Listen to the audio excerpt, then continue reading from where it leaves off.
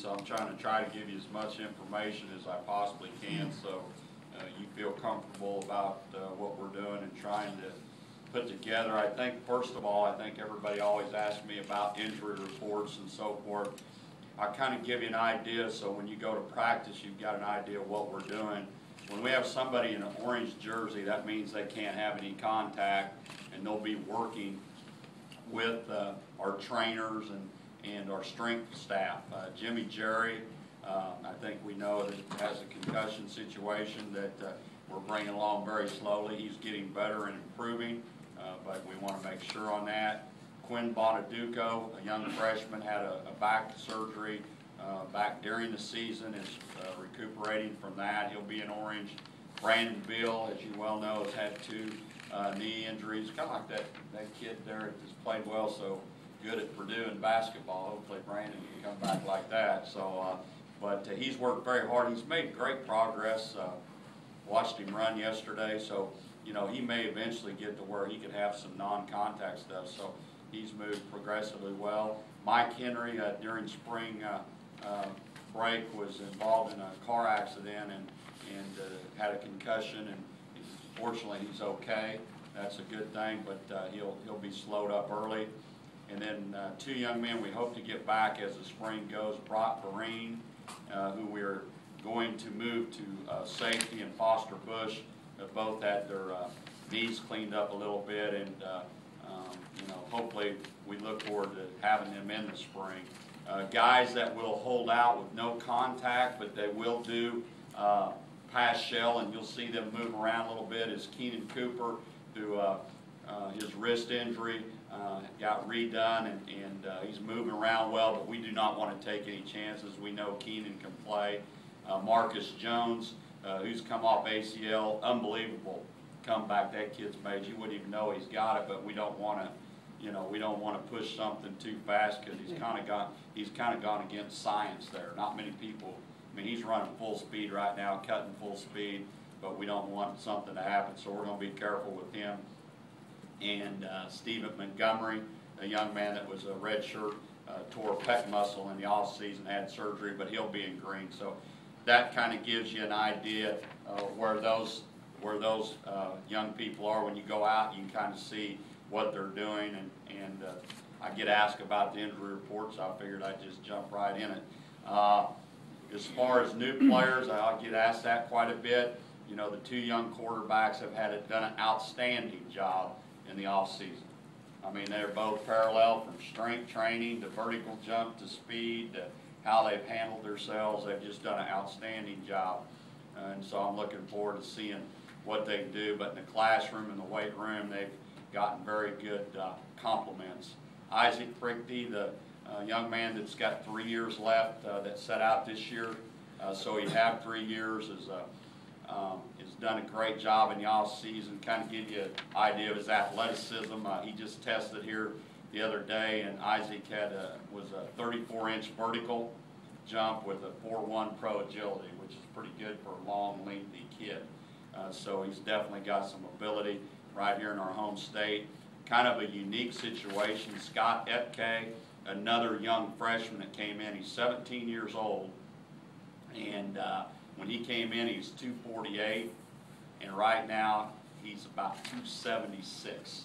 I mean, he is eaten and grown right in front of our eyes. We told his mother to take a picture because you knew he was going to grow if you looked at his brother and his sister, and you know, it's a big family, and he has really had a great, you know, really set the tone. I mean, good athlete. I think you'll be excited about watching him play as a young person. Jeremy Balthasar, a junior college player that's came in to kind of give you an idea where he's at. He's a 200-pound corner, which we needed some stronger guys. He benches 390. He tested the other day at 390, squatted 455, and verticals well over 33 inches, a 4.5 guy. So a bigger, stronger, physical type corner. Brian Body and Martez Shabazz are 2 other young secondary players that have 3 years left that have done very good in the off season. So we'll see how those are the new players.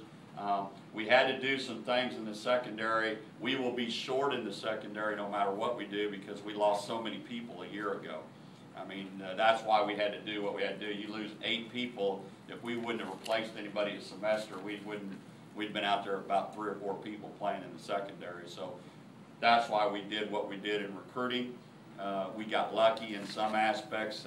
And then when we bring the 2 freshman safeties in, and then we've got another corner, we'll be back to where we need to be. So our guys did a nice job in recruiting, getting that done. Change in positions. Moses Alapate has moved to tight end. Moses has had a nice off season. I'm proud of Moses. I was talking with him yesterday. He had a big old smile on his face. He's looking forward to learning. But he's 290 pounds now. He's always been big, but he's in much better shape. And I think he's excited about the opportunity to do that. Kendall Gregory McGee is a kid that played tight end, was a wide receiver in Colorado, came here to play defense, really wasn't his natural thing, struggled with it, asked to move to tight end. I think he's excited about it.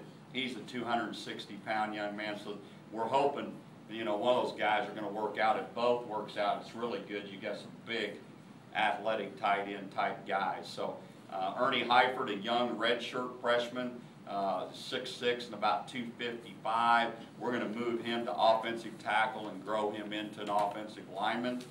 James Manuel has been playing safety. He's been that in-between guy. We're going to move him to will linebacker, move him down to get him closer in the box and get more speed at linebacker. And then Wells and Brock Breen. Derek's gone from 175 pounds to 200-pound kid and played for us last year. We're going to move him to safety as well as Brock Breen. So those are some changes that you'll see tomorrow as we go through. I guess other notes is practice is certainly open to the public. Our spring game is at April 21st. It will be at 11 o'clock. We will have a draft, and we will try to make that a spring game as long as we can stay healthy. I mean, we'll draft everybody from the training room, split it up, and have some fun in the 15th practice if the injury thing, if we can stay healthy as much as we can. So we'd like to do that for obvious reasons. And then our Minnesota Football Coaches Association Clinic is March 29th through the 31st at the Doubletree Hotel. That will be a huge event. Our high school coaches have done a great job of working with us on that. We got people, one of our own, Tony Levine, head coach at Houston, is coming back. But I mean, it's a tremendously big, large clinic. Right now, that Saturday practice you may have at a time, that time will be arranged around that clinic. So we're working with high school coaches. That practice may be a little later on Saturday, so you know, because we need to work around when those speakers are finished. So we're working as we speak on that with our high school coaches. So with that being said, I'm tried to